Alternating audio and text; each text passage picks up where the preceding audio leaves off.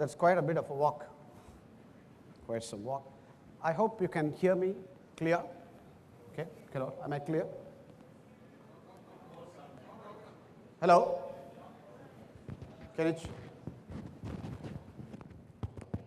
Is it better now? Yes. Clear? Okay. Okay, thank you, thank you, thank you very much. Mr. International President, DTM Balraj Arunachalam, dear DTM, Dr. Suleiman Al-Mahdi, district officials, conference leaders, Toastmasters, friends, and families. Good afternoon. We are at SATAC in a confluence, at least confluence of what is left over in the evening, confluence of great leaders, proven leaders, young and aspiring leaders, and some of us who are contemplating leadership as a future pathway sitting here. And I want to thank you all for that. But when we are having such confluence of leaders, why are we discussing a subject like this? Leadership, making it as a habit. Proven leaders are sitting here and aspiring leaders are here. Does this question occur to you, or does it strike within you? Okay, if it does, I'm just going to tell you, as leaders, many a times along our journeys of leadership, we face those frustrating moments. Frustrating moments, not because the tasks or the goals or the targets that we have on hand are challenging. Those are something that we have to handle as leaders. But I'm talking about the situation around us is challenging. The people around us are probably sometimes unable to connect with this the way they want to connect with this as real leaders. And probably our ability to lead comes under questions. Our farsightedness comes under a question. Our wisdom to lead comes under a question. And our leadership capabilities and acceptability of us as leaders comes under a challenge. And we get frustrated. Have you faced those moments as practicing leaders? Yes. Very much. I think all of us very often. So, sometimes we doubt if we are seen as the leaders that we wish to be, or we intend to be, or we mean to be. Again, frustrating moments. Okay, such moments, such frustrating moments should act as strong drivers, not just push us away from leadership. They should push us towards leadership in making leadership as a habit. Leadership is not just a role, it's not an activity, or it is not a title. Leadership is a habit, it's a way of life that needs to be wired in within us. Very much. Great leaders, wonderful leaders, proven leaders, the legends that we are all used to. They are great leaders, they're so great because they eat, they think, they sleep, they wake up, and they breathe leadership. And that is what makes them great leaders. And that's what makes them connect to their people always, lift their people always, influence their people always, and elevate their people always. For which you need to make leadership as a habit. Leadership is not just a position or title. I'm saying this again because we are going to be discussing this over the next 30, 40 minutes. And during that time, I'm also going to explain you certain aspects, certain qualities of leadership. Sometimes we or some of our friends, we become club officers, we become ExCom members, we become presidents, we become area directors, we become distinguished Toastmasters, and after a while, we start becoming visitors, guests, advisors, and we start disappearing. We totally dissolve. We disappear from the situation. We are not to be seen. Have you faced this? Have you seen this? We very often see this, like one of the other speakers was saying, sometimes our club members leave the club. Why does it happen? Why does it happen? I'm going to report what I see, what I see as a reflection from what I'm not judging, okay? I'm just reporting. I very often get to see when people go through a leadership track and they practice as leaders for a while, and after that they start, becoming less seen or less visible as leaders. These are the two things that I keep hearing from them. We are too busy. We are too busy to be available. But let's say, Mr. Toastmaster so-and-so, you were available last year. No, last year I was not busy. I have no time. Last year I had time. His leadership is something that we need to take up when we have time. Leadership has to be a habit that needs to be completely wired into us. So this is one reason why people probably find difficulties, disconnection with the people around them. Sometimes, honestly speaking, though they may have all these reasons, they are having some difficulties in connecting the people around them, the situations around them, the circumstances around them as effectively as they did in the past. And that is also a reason. One another reason is probably in Toastmasters, when we approach leadership, we will approach leadership projects, communication projects, which lead us to become better leaders. We approach them in a kind of a mechanical way. We pursue them like an educational milestone. Imagine, I'm just giving you an analogy. Imagine you are having a discussion with your daughter. Your Toastmaster is having a discussion with his daughter, a beautiful daughter. And she's in, let's say, grade 8. My daughter is in grade 7, grade 8. Dad, I passed grade 8 with honors.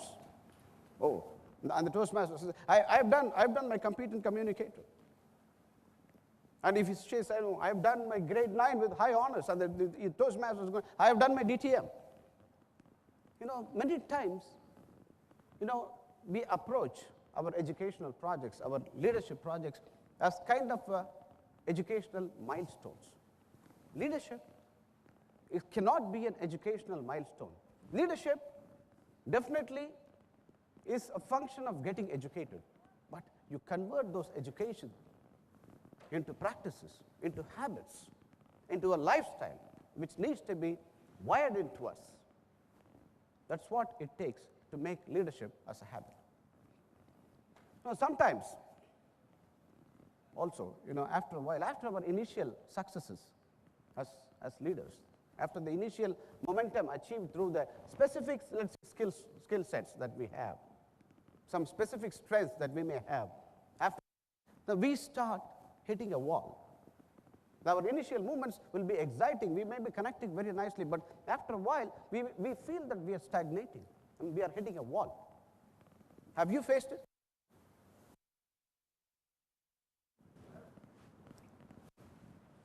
Why does this happen? Why does this happen? Probably we are not investing adequately in ourselves as leaders, which is the reason it happens. Right? As aspiring leaders, believe me, every one of us want to be touching so many other lives. So when this happens, we start wondering, why does it happen? What do I do to move forward? How do I move forward? All these things come to our mind, right? Because we want our lives, as leaders, as aspiring leaders, our lives to be touching so many other lives, our lives to matter. We want our stories to be stories of significance, which will influence and elevate so many people out there. So when this happens, when this stagnation happens, when this frustrating moments come across to the leaders, they don't know what to do. That's because they are not probably investing enough in themselves. Now, as leaders, I'm just going to ask you, or think along with you, let me put it that way. I want to think along with you as what do you consider as the most important value or the virtue of a leader? The greatest virtue of a leader. Some answers. Sorry, compassion. Yes?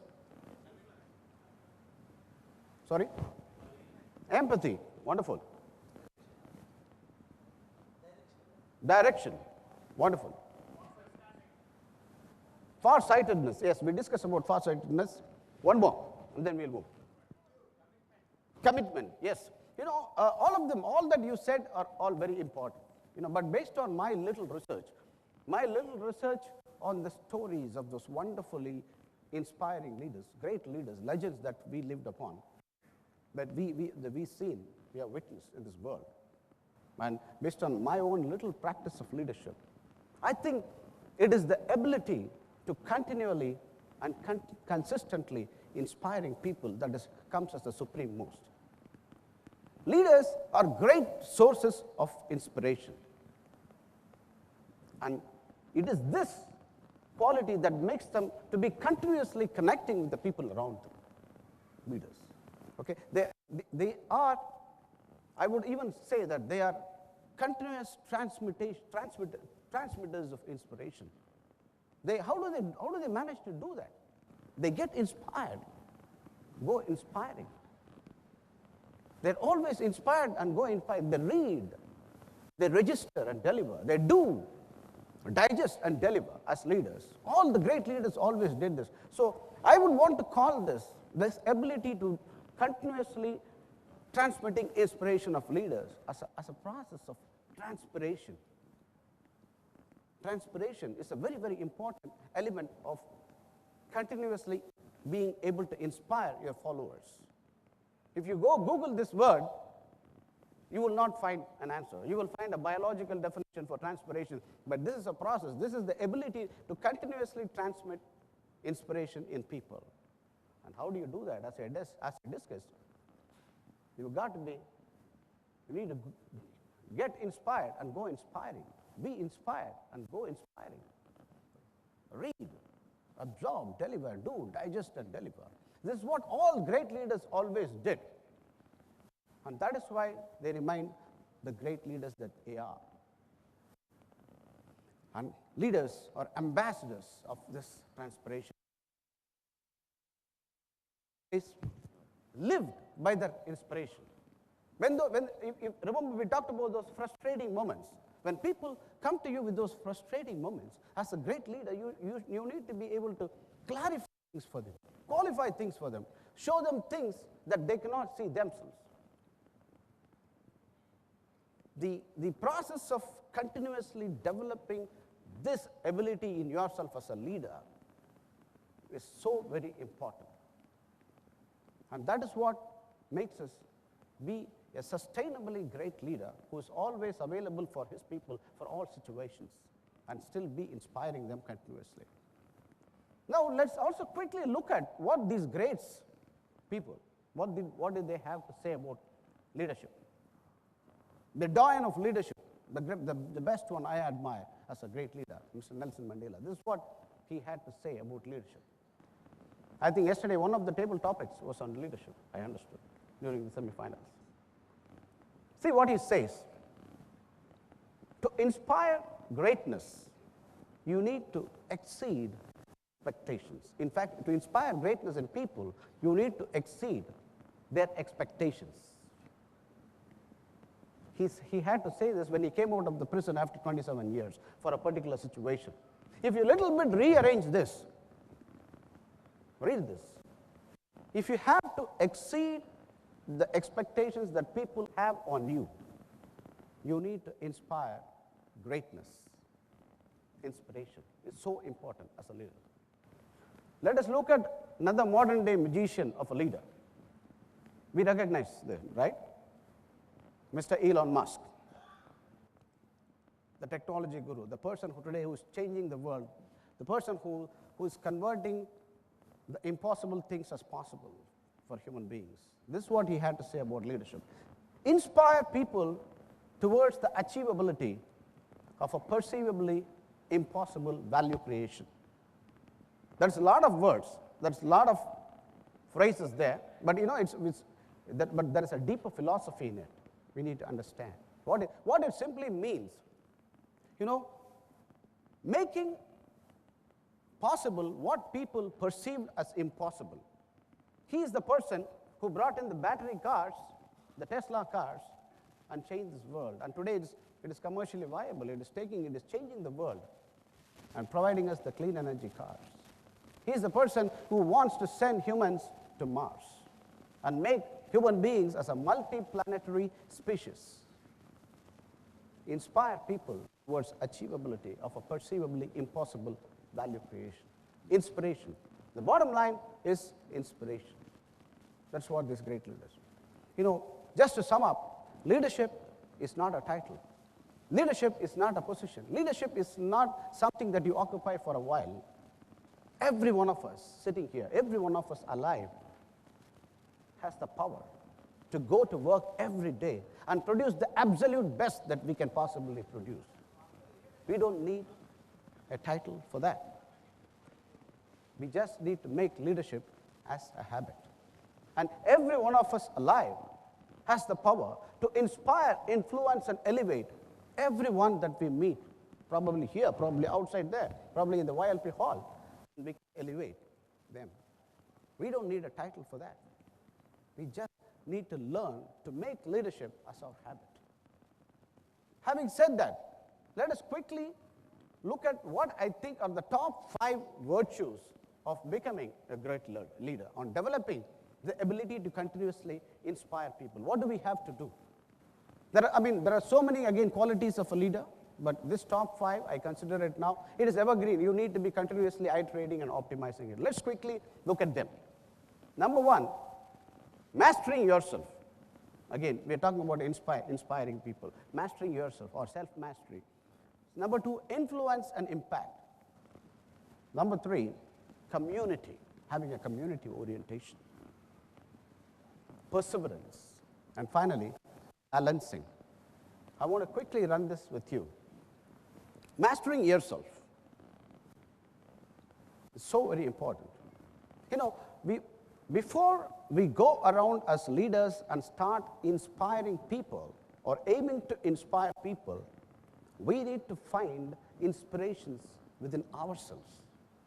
We need to do the deep interior excavation within ourselves to bring out the genius from ourselves. This has to be a continuous process if we are aiming to be an inspiring leader forever, like those legends. The problem with this is, very often, even as leaders, we find it difficult to lead ourselves every day. How many of you plan, lead, and schedule your priorities every day perfectly? Okay? At least if we don't schedule, we don't do it, right? You know, the biggest problem, sometimes as leaders, we are so busy leading others, and we forget to lead ourselves. Okay? And for which, I have these following 3 questions. As leaders, do we let our values and beliefs drive our daily priorities? Do we, as leaders, let our deep-rooted priorities drive our daily moves? And do we let those values and beliefs drive our moves and determine our daily performances? Okay, these are all big. The basic thing is your values and beliefs should come into your daily actions, and they have to be planned for, and they have to be your priority, and you have to make your performances to be born out of these values, beliefs, and priorities which you wish to have as a leader. Sometimes we take up a leadership role, we take up a leadership position, but we start drifting. We start doing things that we feel comfortable doing. But that is not the way to be inspiring people continuously. If you want to rise like those legendary leaders, if we want to be like them, anywhere close to them, we need to learn the way they learned and how they learned. If you want to be anywhere close, anywhere in the direction, we need to learn the way they learned and how they learned. It is so very important. I don't know how many of you have heard Bill Gates talk about his reading and learning habits. Do you know, can you guess? I once heard him speak. Many of the leaders must be knowing here. I once heard him speak. Do you know how many books Mr. Bill Gates reads in a year, approximately? 100? You are a little better than Bill Gates, Mohammed Zawad. I think I once heard this. It's there on YouTube. He reads about 50 books in a year. 50. And all of them non-fiction, by the way. Nothing is fiction. 50 books in a year means about one book a week. And this is what he had to say. I mean, the empire, the business that he has built, one of the most influential business brand that he has built in this planet. And for that, I think he said, one of the major contributing factors is his learning and reading habits.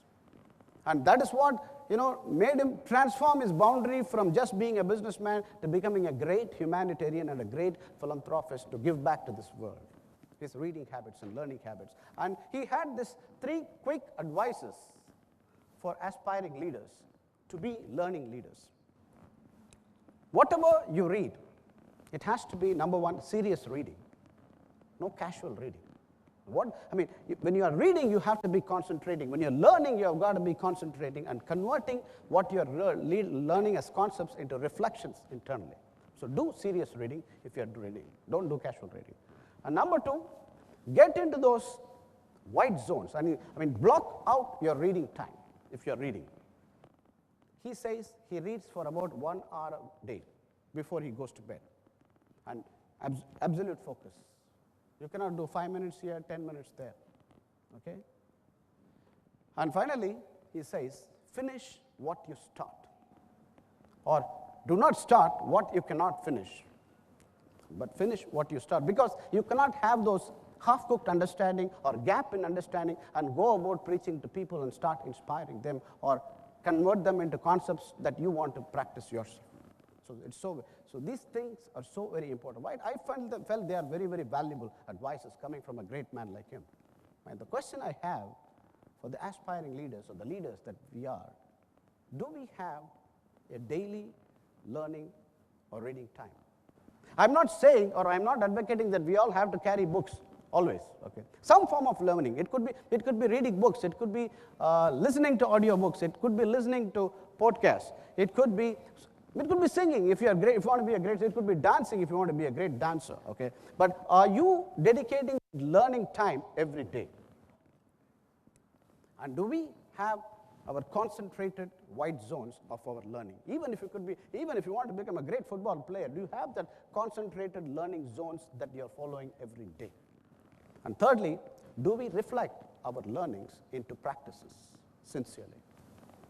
If you want. Yes, Toastmaster Nawaf. I have a timer light. Okay, go ahead. Go ahead. Yeah, white zones, what he says is, you need to block out your reading time. Let's say you are learning something on leadership, a leadership book. You need to block out. You cannot do casual reading. You need to focus, concentrate. And he even says you need to take notes. You need to write down, which many of us, I do it. Okay, when I do the reading, I do it very sincerely. I think most of the people who are doing serious reading, I'm sure Muhammad is a good reader, I know. There are so many readers here. I'm sure our international president is here. You need to get into those focus zones, reading, and note down. Don't drift. Do 1 page, go away. Come after 1 hour, doing 1 page. That's what. Do serious, focused reading. Block out your time. That's what it means. So it is so if you have to be like them, learn like them. That's the message here. And I wanted here again, there is a concept called capitalization in learning, in self-mastery, okay, which is one of the modern day concepts by Robin Sharma, management guru. Now what he says, all these genius players achieve geniality, not because they're just blessed with this. All these players you look at, whether it's Bill Gates, Steve Jobs, or anybody, they identify their single most talent, best talent that they have, and they spend extra time on them every day and bring out the genius in them. So if we have to bring out the genius which is available in every one of us sitting here, we have to follow that process. We need to spend extra time every day as a learning leader. Because we talked about the frustrating moments in the beginning, because the frustrating moments do come because When you're faced with challenges, you are not able to connect with clarity and provide solution to your people. So that becomes a disruption. Education is inoculation against disruption. As leaders, we have to get educated every day, or every hour, regularly, consistently. And very quickly, on barriers, we talked about self-mastery and learning. What are the barriers to that learning? What are the barriers to self-mastery? I want to talk about two things here. Number one, as leaders, as practicing leaders, this is also applicable in Toastmasters, we come under constant pressure of mediocrity. Okay, we want to bring the bars down so that everyone can play around. In fact, we should lift the bars up so everyone will start. The quality of everyone goes up. The quality of education goes up. The quality of leadership goes up. Sometimes, as leaders, we start existing with a myth that we have to do what we have to do, rather than going for, we should be doing what we need to do, what we want to do. Look at it. Look at learning pathway like that way. Sometimes we do, for example, CC1, CC2, CC3, I want to finish in 1 month because my VP education wants me to do it. Don't do it. Do your CC projects like a song. Give the best efforts. Bring out the best quality in you. You will find the best leader in you sooner or later. The second one, with, again, practicing leaders, is this. I took it from our world champion, Mr. Mark Brown. When he was here in Jubail, he said, we need to know what we don't know. Now, this is so much applicable to leaders. As leaders, we need to know what we don't know. The problem is, sometimes as leaders, we don't want to know what we don't know. We start imposing our views on people around. We start doing their jobs, okay? And we stop learning from them. Sometimes you learn from them. People around you know better than, on certain aspects, better than you know. By doing that, you are learning what you need to know as a leader. And also, you are giving the feeling your team members that you are listening to them. You are letting them contribute to the process. They feel that they are adding some value. Do you see that? Do you see that? I mean, we need to know what we don't know as leaders. That's very important instead of imposing. And secondly, we also need to remember unlearning is a very important process of learning. We need to unlearn certain things and change. Okay? So that is number one, achieving self-mastery. As leaders, we are always engaged in deep interior excavation process till we die. That's what great leaders did. So follow that very sincerely. Second one is influence and impact. Influence is the beginning of leadership. If there is no influence, if you cannot influence, you cannot be a leader. And why do we need to? And our ability to influence and impact the world around us or the people around us, what does it depend upon? It's supposed to be a question. What does it depend upon? Our rank, our position, or our title? I think this is the answer. The extent of the impact that you can create on the world around you depends on the size of your commitment to the purpose that you stand by, live by, and even die by. If Mahatma Gandhi or Mr. Steve Jobs were able to create the impact that they created around the world around them, it's not because they waited for a title to create that impact. It's because their purpose, the commitment to the purpose that they stood for was so large, and they could create the impact that they created. You don't need seniority, you don't need title, you don't need a rank. In fact, you don't even need seniority if you have to create the impact, if your purpose is strong enough and your commitment is strong enough on the world. And as great leaders always consistently do this. I don't know how many of you can recognize the girl in this picture. I'm sure you will be able to recognize the background. It is the girl in the picture, the name is Bana Alabit. She's from Syria. And I don't know if any one of you know about it. She was declared by Time magazine as one of the top 25 influential persons of the year. And the reason behind that is when there was this The first time in 2016, there was this deadly bomb attacks, obnoxious gas attacks, and all those nasty things were going against them by the perpetrators. People were dying, they were starving. It was all against hospitals, children, schools, and where even children and women were there. And this world had no idea because the attack was so nasty and so continuous. Even journalists did not have access to that location. So what her mother, Bana Labid's mother, what she did, she created a Twitter account and started sending tweets every day. World leaders, what are you doing? This is happening. This is what is happening. We are suffering, we are dying, and there is gases here. Children are dying and bleeding, and that is how the news agencies picked up what was happening, and that became a big relief, and that is how the perpetrators also were caught in that crime, and many of them were evacuated from there. The world responded. The message here is, that's her mother and daughter. The message here, she caused that influence and impact because, her age is nothing. Her mother is not even educated. Because the size of the commitment to the purpose was so strong. So we can all do it. This is very quickly, I want to talk about, as leadership here, I just wanted to leave this with you as aspiring leaders. There are different types of levels of influence available if we want to practice positive influence in any situation. Number one is influence by rights, using a position, but it doesn't work up to beyond a level. The other person can take a position that based on rights. Second one is based on relationship. You build a beautiful camaraderie with your team, do it. But again, here the issue is there is no accountability. They're not very results driven. They're very friendly manner.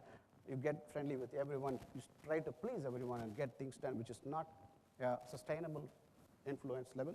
The third one is the most practiced one in profit organization, influence based on results and accountability. The one is influence based on growth. We can talk in detail about this later. I'm just rushing on this particular slide. Influence based on growth is by empowerment, by sharing growth with people around, making people, they're sharing the benefit of the progress.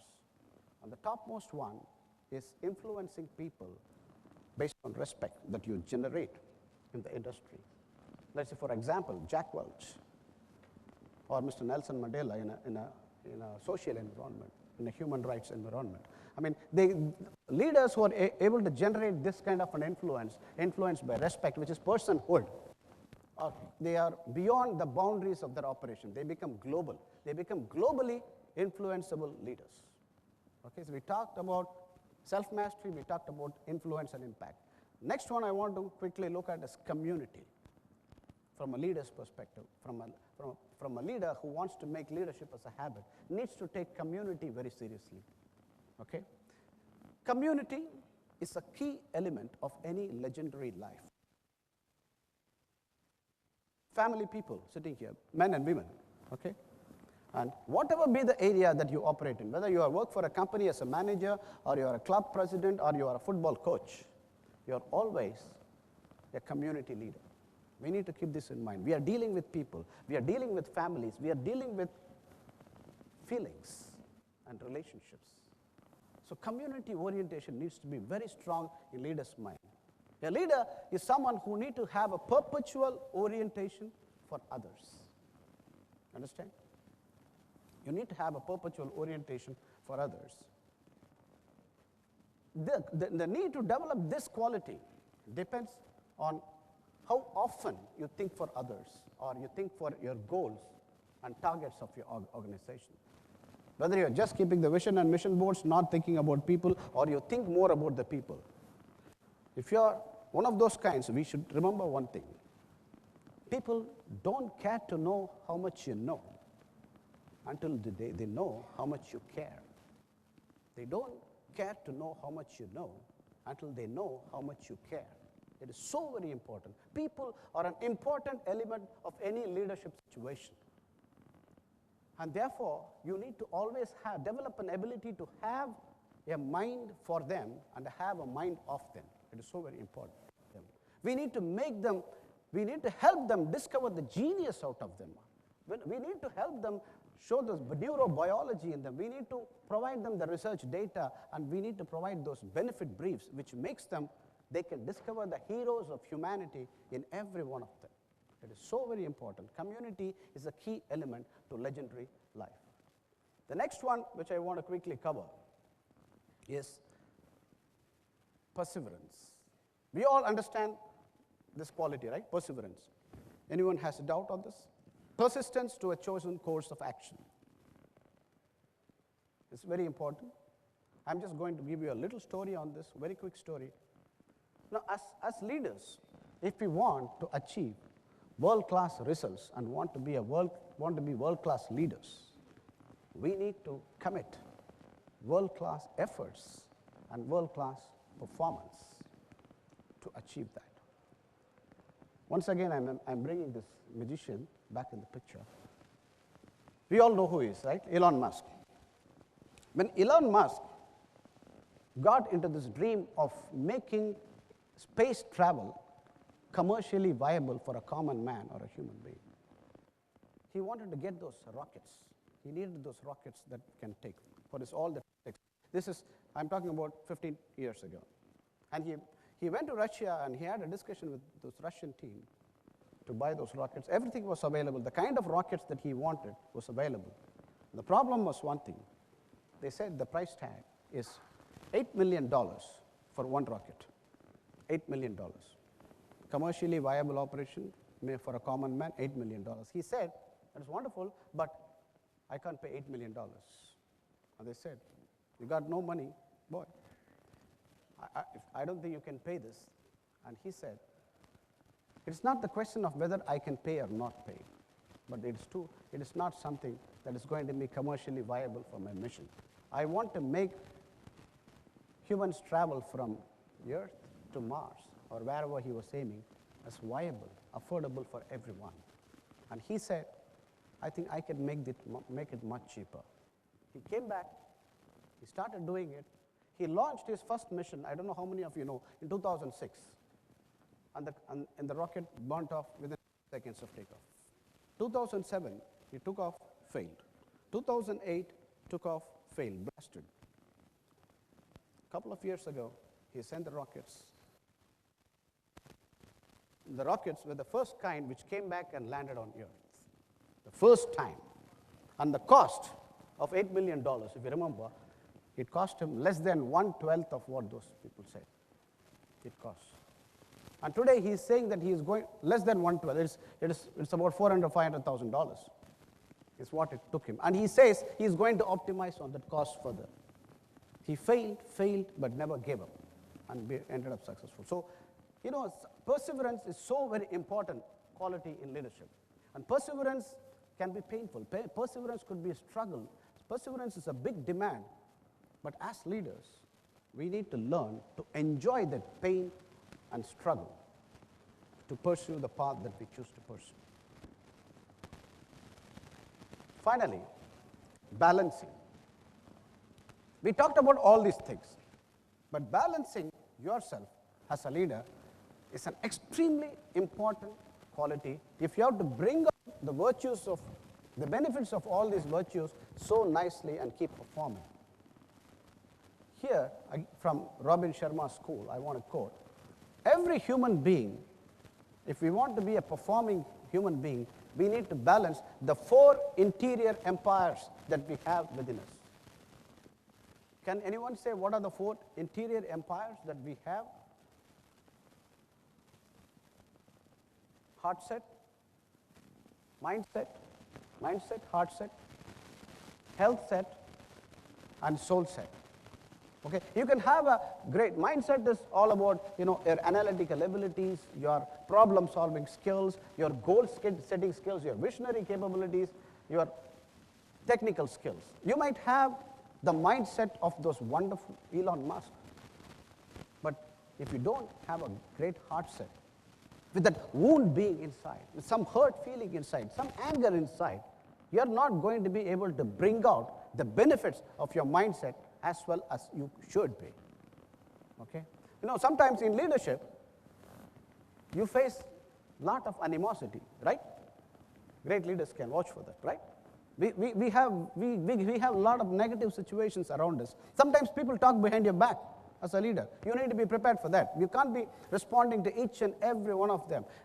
But you need to have a great heart set. You need to have love. You need to have empathy. You need to have that understanding. You need to develop the skill of giving the benefit of doubt to those ignorant people, and just don't mind it.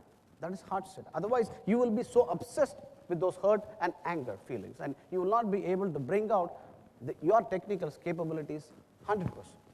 So you need to have, you need to balance your mindset and heart set. They are 25%, 25% only. Today, you need to balance your health set also. As leaders, leadership is very energy demanding. Again, IP, Mr. DTM Balraj, is going to be traveling for the next 50 days, attending so many district conferences, so many clubs, so many meetings, so many offices, so many corporate clubs. So if he starts in the morning, he will complete in the evening, different time zones. It's going to be very energy demanding. So you need to manage your health set very well as leaders these days. It's talking about having great energy levels, your fitness levels, lifestyle, your supplements, meditation, whatever you do. Because today, today performance is more energy demanding than intelligence demanding. This is applicable to everyone here. No one is an exception. So you need to manage your health set extremely well. And finally, the final 25% is the soul set. The soul set is, again, as leaders, we need to bring out the humanity in us, the human qualities in us, for which you need to beat down your ego. And if you don't beat down your ego, you don't bring the spirituality in you very nicely and connecting and be ever smiling with people, you cannot sustainably achieve mastery and manage mastery in your leadership. So we talked about mindset, heart set, health set, and soul set. Balancing them as a leader is an important modern day quality in today's demanding world. Okay? Quickly, I'm going to sum up. We looked at the top 5 virtues: mastering yourself, which is self-mastery; influence and impact; community orientation, being a community leader if you want to be a successful leader; perseverance; and balancing. So very important. 5 top virtues of leadership.